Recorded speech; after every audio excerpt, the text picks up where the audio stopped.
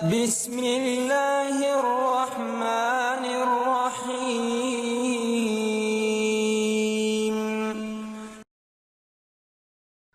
السلام علیکم۔ ارکان اسلام کا مختصر تعارف۔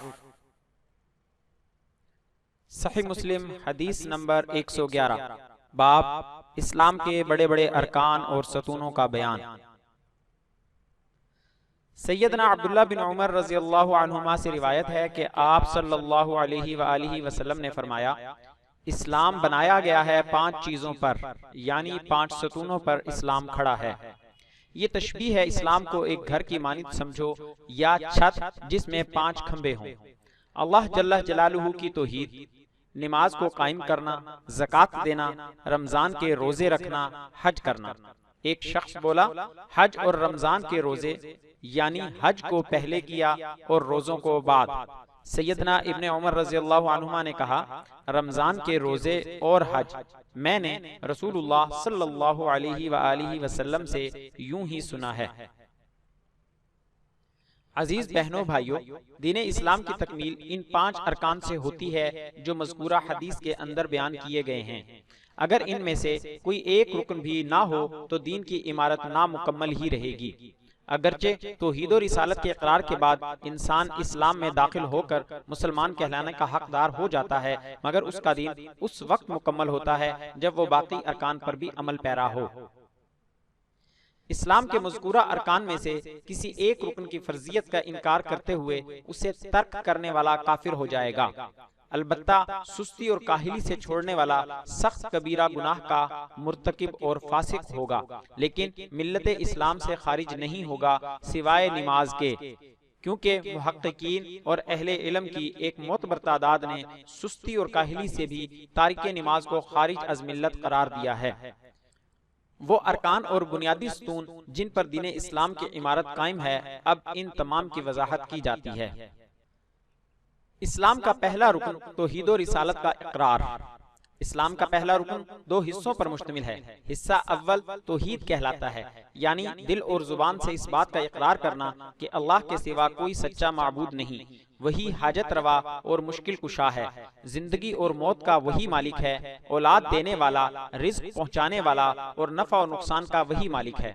صرف وہی مختار کل ہے، باقی سب عاجز بندے ہیں۔ کوئی نبی، ولی، فرشتہ یا بزرگ اللہ کی ذات یا صفات اور حقوق و افعال میں اس کا شریک و ہمسر نہیں۔ وہ اپنی ذات کی طرح صفات میں بھی یکتا ہے۔ توحید کے برعکس عقیدہ کو شرک کہا جاتا ہے۔ اسلام کے پہلے رکن کا دوسرا حصہ رسالت کہلاتا ہے۔ اس کا مفہوم یہ ہے کہ اللہ تعالیٰ نے انسانیت کی رہنمائی کے لیے ہر زمانہ میں انبیاء اور رسول مبعوث فرمائے۔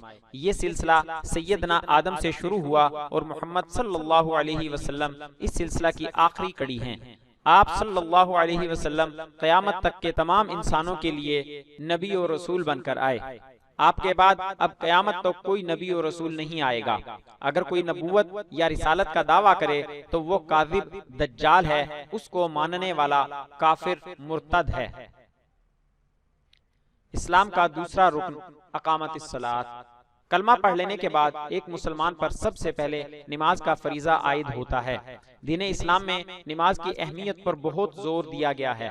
قرآن مجید میں سینکڑوں بار نماز کا حکم آیا ہے اور 20 جگہ نماز کو اہل ایمان کی علامت قرار دیا گیا ہے۔ قیامت والے دن سب سے پہلے نماز ہی کا حساب ہوگا۔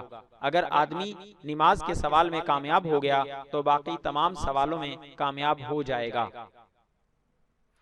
قرآن مجید اور احادیث مبارکہ میں نماز کے لیے اقامت کا لفظ استعمال ہوا ہے۔ اقامت کا مفہوم صرف نماز پڑھ لینا ہی نہیں، بلکہ نماز کو بالالتزام، مکمل آداب و شرائط کے ساتھ، ہمیشہ پابندی کے ساتھ، باجماعت، مسنون طریقہ کے مطابق ادا کرنا ہے۔ اللہ ہم سب کو عمل کی توفیق عطا فرمائے۔ اسلام کا تیسرا رکن زکوٰۃ۔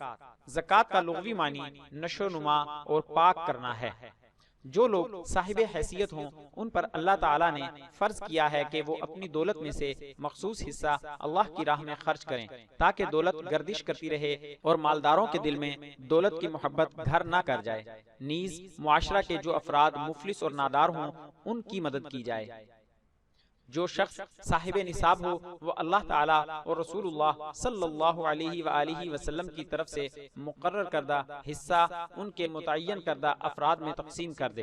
مثلا جو شخص 7.5 تولے سونا یا 52.5 تولے چاندی کا مالک ہو، سال گزرنے کے بعد اس پر اس دولت کا 40واں حصہ بطور زکوٰۃ ادا کرنا فرض ہے۔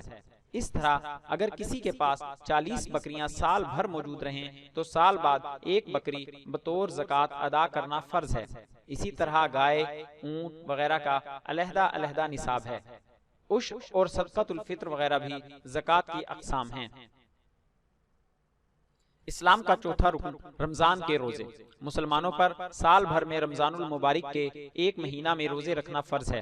روزہ ہر عاقل، بالغ، صحت مند اور باشعور مسلمان مرد و عورت پر فرض ہے۔ صبح صادق سے لے کر غروب آفتاب تک کھانے پینے اور نفسانی خواہشات پر کنٹرول رکھنے کا نام روزہ ہے۔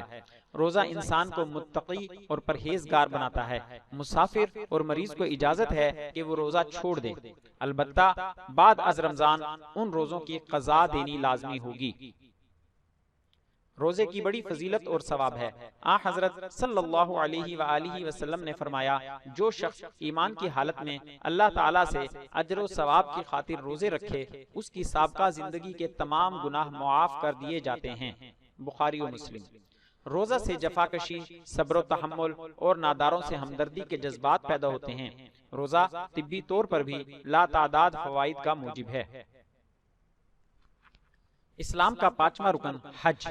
جو شخص صاحب استطاعت ہو، یعنی اپنے اہل و عیال اور زیر کفالت اشخاص کی جملہ ضروریات پوری کرنے کے بعد سفر بیت اللہ کا متحمل ہو، اس پر لازم ہے کہ وہ ایام حج میں اللہ تعالیٰ کے گھر جا کر متعلقہ مناسک ادا کرے۔ حج میں احرام باندھنا، بیت اللہ شریف کا طواف کرنا، صفا مروہ کی سعی کرنا، بال کٹوانا، مینا میں حاضری دینا، وقوف عرفہ اور مزدلفہ میں قیام وغیرہ شامل ہیں۔ حج کا بہت ثواب ہے۔ رسول اکرم صلی اللہ علیہ وآلہ وسلم نے فرمایا، حج مبرور کی جزا جنت ہے، متفق علیہ۔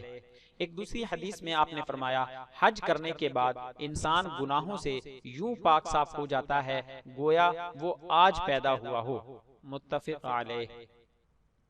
ان پانچوں ارکان کو دین اسلام میں بنیادی حیثیت حاصل ہے، اسی لیے حضرت صلی اللہ علیہ وآلہ وسلم نے اس حدیث میں فرمایا، اسلام کی بنیاد ان 5 چیزوں پر ہے۔ اس کا مفہوم یہ ہے کہ ان کی عدم موجودگی میں یہ عمارت ہی سرے سے غائب ہو جائے گی۔ والسلام علیکم ورحمۃ اللہ وبرکاتہ۔ مزید اسلامی معلومات حاصل کرنے کے لیے ہمارے چینل کو سبسکرائب کریں اور ہماری ویڈیوز کو لائک اور شیئر ضرور کریں۔ شکریہ، جزاک اللہ خیرہ۔